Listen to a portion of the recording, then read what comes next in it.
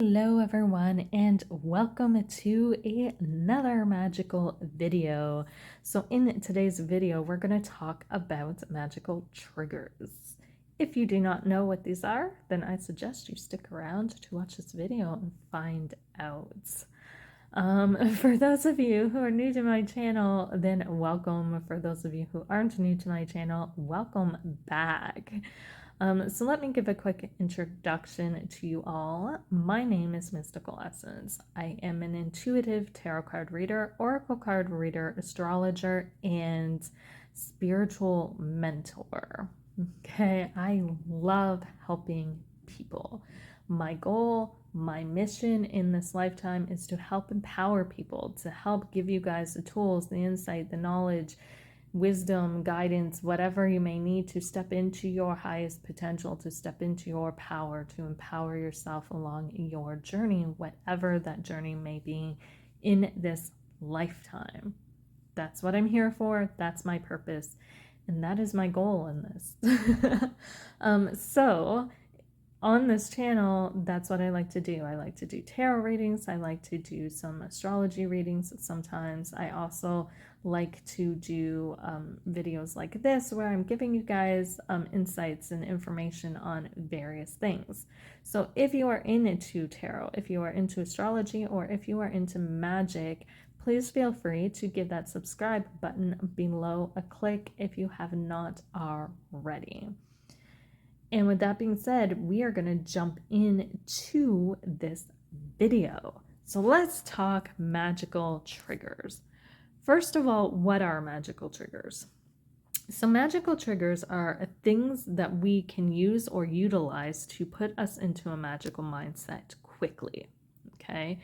Typically, magical triggers are used in situations where you can't meditate or do your normal routine that helps you get into that magical mindset. Okay, so we all have some sort of routine that helps us get out of our everyday mind and into our shifted mindset when we're doing magic or any type of workings that way, right? But sometimes we're in these situations like we're stuck in traffic, or we're at work, or we're at a family function where we can't necessarily step away to meditate, or we can't step away to do our normal routine that we would normally do to help get us into a magical mindset. But we need to get into that mindset to just do some quick whatever, pull in some energies or do whatever we need to do, right? So magical triggers are a tool that we can utilize to help us in that process, okay? This is particularly helpful when you're doing things like instant magic. So instant magic is exactly what it sounds like. If you don't know what instant magic is rapid magic, pretty much. It is, those little spells we do that we want to manifest quickly, or we expect to manifest quickly, right? So an example of this is like, I've seen people enchant their food. So I don't want to say enchant. Enchant sounds weird. But people will put sigils on their food, right? To help draw in energies into their day. Particularly, I've seen people do this with their kids where they're making a sandwich for school, and with the condiments or whatever they're putting on the sandwich, they'll draw like sigils to help draw in happiness and health and all these things for their day. That's a form of instant magic, right? That is a magic that we want to manifest quickly. We don't want that happiness to come in the next day or month or a year from now. We want that to come in today. So that's like instant magic. It's a very rapid, quick magic. Okay. So with that being said, what can be used as magical triggers? What are some of the things that we can use as magical triggers? So magical triggers can literally be anything that you want them to be, okay? But here are a few examples of what people have used and can use, and what you can use even in your own practice if you choose to adapt this practice, okay? So some things people use are mudras, or hand positions. So if you're somebody who practices yoga, You're probably familiar with mudras. Mudras are, those hand positions where you take your thumb and your forefinger, you put it together, you take your thumb and your middle finger, those positions they do with their hands when they're meditating. That's mudras, and it's supposed to channel specific energies, right? Some people use mudras or certain hand positions. They don't even have to be mudras, okay, to help get them into that magical mindset.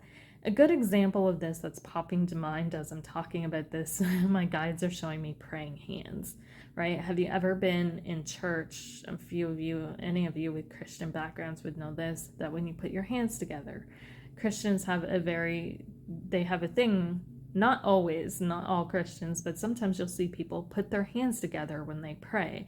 This helps to get them into the right mindset in order to be able to pray. That is a good example of a magical trigger using a hand position, okay? Another thing that people can use, that a person can use as a magical trigger, is a body gesture.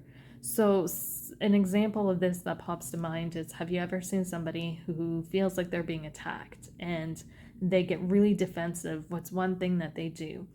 One, they stand up super tall because this helps them feel empowered. Another thing, when people feel like they need protection and they get really defensive, you'll see them cross their arms over their chest. Why?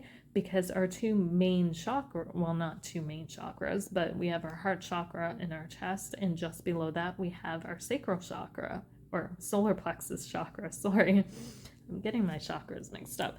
We have the solar plexus chakra below the heart chakra, and these two are probably, I'm not going to say the most powerful chakras, but the ones that people tend to guard the most, right? The solar plexus chakra is the seat of our own personal power. And then we have the heart chakra, which is that unconditional love and our vulnerability and things like that. And these are things that we want to protect.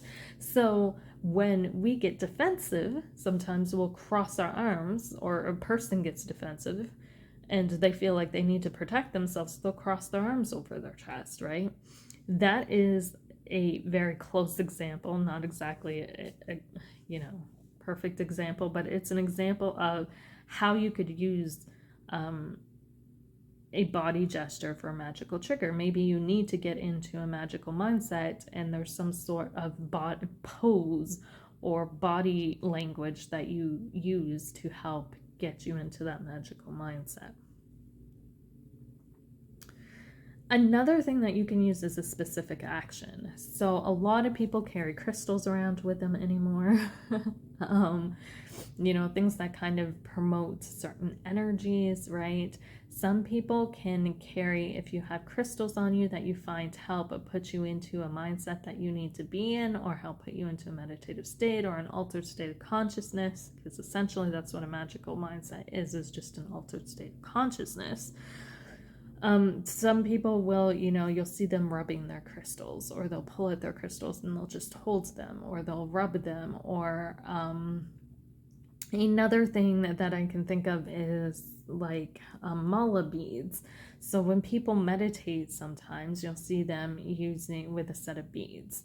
There's usually 108 on the set, and as they go through and meditate, you see them spinning the beads. They'll go through the different beads. This is an action this is a magical trigger. It's an action that is done to help get them into the mindset to be able to perform magic or to meditate more efficiently, okay? Another thing that can be used is a word or a phrase. So some people have trigger words, okay? So much like we have trigger words that trigger us emotionally in negative ways, we can also have trigger words to trigger us in magical ways and to help put us into a magical mindset. So maybe there's a word that always helps to bring you calm, or always helps to help you shift gears from one mindset to another, right? Maybe there's an animal that helps you and you think of that word every time you need to shift gears, right? Or you think of that animal. So words or phrases. So sometimes, you can think magic can even be the word or phrase, your magical trigger, right? and you just repeat magic over and over and over and over in your head, or over and over and over out loud, to help kind of instantly put you into that magical mindset and that magical headspace. Music is another thing that a lot of people can use as a magical trigger. So they'll pop on some music, or they'll sing, or they'll hum, or they'll do something to help. You see this a lot in like ceremonies and stuff to help put people into magical mindsets, right? The drumming, the instrumental music, all these things that people, rattles, drums, certain specific instruments that help kind of shift your mindset. Sometimes that helps. Maybe you're in a car and you can throw on a specific song, or you can sing that song or hum that song or think of that song and have it play in your head even. If you can't sing, no problem. Play it in your head. Hear that song. That's another thing that some people use. Other things is images too. Sometimes people will look at something. They'll have an image in their car or that they carry on to them. So some people, for instance, have, charms and stuff that they carry with them. Or they'll close their eyes and they'll take a deep breath and they'll envision something in their head to kind of help shift their mindset instantaneously or quickly. Essentially, magical triggers are used to switch your mindset from a mundane mindset into a magical mindset quickly. Okay, so if you're in your car stuck in traffic, or you're at work and you want to do a little bit of magic and you just need to get into that space, and you close your eyes and you picture whatever you need to picture, right, to help put you into that mindset. But that's something else that you can use as well as magical trigger. So those are just some examples. Next, I want to talk about what magical triggers can be used for. Sorry, I went the wrong way. So what can magical triggers be used for? So magical triggers are used for lots of different things, and they have lots of different uses other than just magic, so to speak. They can also be used a lot in your everyday life, okay? So magical triggers can be used for things like learning and memory, believe it or not. So if you are somebody who has a hard time, like me, soaking in information in classes, right? You go to these lectures, maybe you're in school and you're sitting in these lectures and a lot of this information is just flowing through, but you're not really absorbing it. You have trouble remembering it.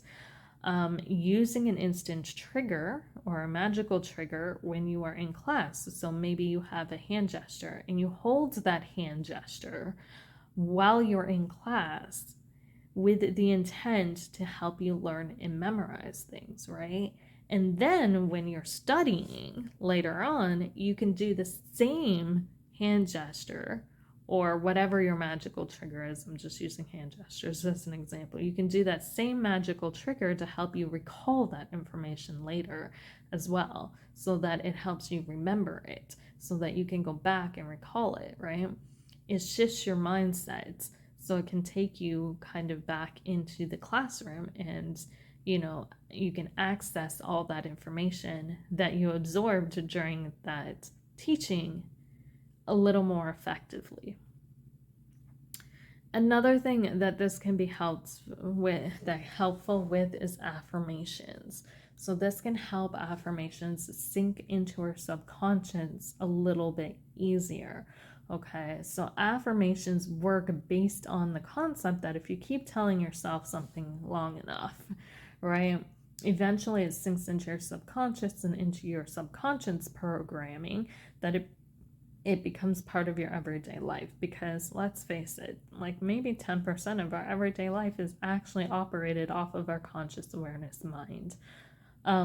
So when we do affirmations and we repeat them and we repeat them, if we are not in the right headspace, so to speak, sometimes it makes it difficult for our subconscious to absorb this information, okay? So one of the benefits about being able to be put into a meditative state is that when we get into a meditative state, one of the meditative states is that it opens us up to our subconscious mind, and things flow through to the subconscious a lot easier. We're more connected with it.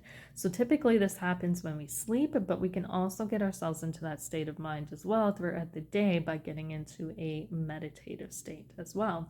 So when we use the instant triggers to help shift us into a meditative state, it helps with our affirmations, believe it or not. It can also help with animal communication. Okay, you can use your instant triggers or your magical triggers when you're talking and communicating with animals to help you be able to communicate with them better. Okay, and to be open and more receptive to what they also have to tell you. Another thing that you can use it for is bending time. Okay, and I have done this a few times, but I don't tend to do it a lot. But bending time is helpful when you are running late or behind with something and you need to be somewhere. Okay, so say that you are you're trying to get somewhere and you're on a time crunch, and for some reason every traffic light you hit is red that day, and you're running so behind and you're just like, I want everything, I need to get to where I'm going, right? You can bend time and use your magical triggers to help you get to where you're going. So an example of this is, if whatever your magical trigger is, every time you come up to a stoplight, okay, visualize it green using your magical trigger. So if your magical trigger is rubbing a stone, right? When you approach a traffic light, rub that stone and then visualize that light being green. Okay. Now, I'm going to say triggers should vary depending on your situation. Obviously, if you are driving, you do not want to be using a trigger that involves visualization where you need to close your eyes, because obviously you need to focus on the road ahead. So sometimes hand gestures, right, where you can close your hand or cross your fingers or something like that, right? Crossing fingers works really well, I find, when I need to bend time and get somewhere, because it's like, I hope, right?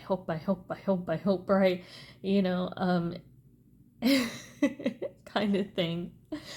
But that's simple enough that you can do while you're driving and it's not going to distract you. So please keep this activity appropriate, right? If you are in a work environment or something, sometimes you can close your eyes and visualize things, and that's okay, but sometimes you can't. Okay, so please try to keep that in mind as well and be safe with this. So another thing that magical triggers are used for is body control. So you can use it to help you shift your mindset around things that have to do with your body. So you can use your magical triggers in order to, let's say it's cold outside and you need to be warmer, right? You can use your magical trigger, whatever that may be, and then focus on heat developing in your body and warming your body up. Or vice versa, if it's too hot, cooling your body down. Magical triggers can also be used as warning systems. So we can use them in protection as well. Okay, so you can use them when you're shielding. So say you're walking into a place that you don't feel comfortable walking into. There's a bunch of bad energy and you just need to throw psychic shields up really fast, right? You can use your magical trigger to shift your mindset so that you can do that. And then visualize the shields going up around you as you're going into this place. You can also use your magical trigger while, programming it to help you provide early warnings and when you're walking into things that might potentially be dangerous. Okay, so maybe you're walking into a shady part of town and you know that, but you have no other choice but to go in. You can hold your magical trigger, whatever it may be, Well, focusing on it providing you with early warning systems. So maybe you'll get a feeling or a reaction of some sort that keeps you from going into dangerous areas. Okay. You can use it as well for communication and guidance. So say you need some advice on something, or you need to talk to somebody, okay? Whether it be somebody in physical form or somebody in non-physical form, you need guidance from your spirit guides, or you need to talk to a physical person, right? You can use your magical trigger to help you connect to that person. Shift mindsets so that you can connect to that person. So what you would do is you would do your magical trigger and then focus on that person or that entity that you want to connect with. So this doesn't necessarily have to be a physical person. If you want to connect with your ancestors, you can use your magical trigger to quickly shift you into a magical mindset and focus on your ancestors while you're doing it, and focus on connecting with them and receiving guidance from them. If it is a physical person, you can do your magical trigger and focus on them contacting you, right? Say you need to talk to them. You can focus on them sending you a text, or focus on them giving you a call. Send a, I'm going to say psychic message out to them to call you. You can also use it for healing as well. So sitting with your magical trigger, using your magical trigger when you're doing any type of healing work, or to help heal yourself, to kind of shift your mindset so that you can do some quick healing work when you need to. You can use it for an internal alarm clock. So you could do your magical trigger before you go to bed, and, program it, so to speak, with the intention, do the magical trigger with the intention to help you get up feeling a certain way. So maybe you're somebody who's prone to waking up tired and dreary and groggy, right? And you want to, for once, wake up feeling refreshed, or you need to be up at a certain time, right? I'm sorry if there's a lot of noise, guys. They're cutting the grass outside. But you can use this as an internal alarm clock. So you can, before you go to bed at night, you can use your magical trigger and say, I want to, with the intention of, I want to wake up at this time, or I want to wake up feeling revitalized and refreshed and full of energy. You can also use it to reduce anxiety as well. So using it to relieve stress, to bring in some calm, to bring in peaceful energies, to lower your heart rate. When people get anxious, sometimes their heart rate, blood pressure goes up. You can use it to kind of help, like I said, body control, lower your blood pressure, control your breathing, bring in some calm, that kind of thing. So the last part I want to talk about is creating a magical trigger. How would you do this? So magical triggers are super easy to create.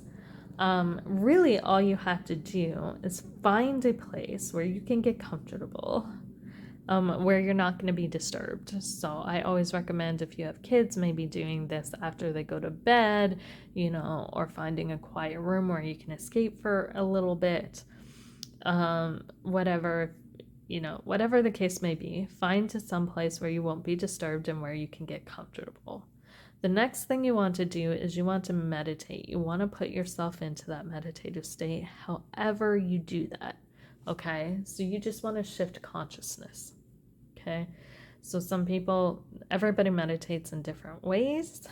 I do have a video on meditation that I will provide the link to in the description of this video if you're interested in checking that out. But you want to get yourself into a meditative state. Okay, once you do that, you want to perform the trigger that you're going to be using. So whether this is a hand gesture, you want to do the actual hand gesture. If this is an action of some sort, such as rubbing a stone in your hand, right? Maybe you have a magical stone, or a stone that you always take with you that you always use in your magic. It has some sort of meaning to you, right? That you like to rub to kind of get you into that magical mindset. Maybe you have a song, maybe whatever the case may be, whether it's a word, a gesture, song, an action, whatever you're choosing to use for your magical trigger, you want to do that. You want to do it. And then as you're doing it, you want to program it, okay? So what programming essentially is it's telling that magical trigger what it is supposed to do. Okay, you're setting the intention of what you want that specific action and thing to do. And you can do this by saying an incantation or something similar. It doesn't have to be exactly this, but it can be something similar to this. Use your own words. I always say use your own intuition, so whatever comes through to you. But I always say this, and then I'll name my trigger, right? So if I'm using a hand gesture, I'll be like, this hand gesture. My finger, if I'm using a finger cross, right? You can say when I cross my fingers, this is my magical trigger. When I use this trigger, I am able to instantly access my magical mindset for the good of all, right? So if you're rubbing a stone, you want to say, when I rub this stone, this is my magical trigger. When I use this magical trigger, I'm using it to access my magical mindset for the good of all. Or something along the lines of that. Okay, again, it doesn't have to be exactly my words.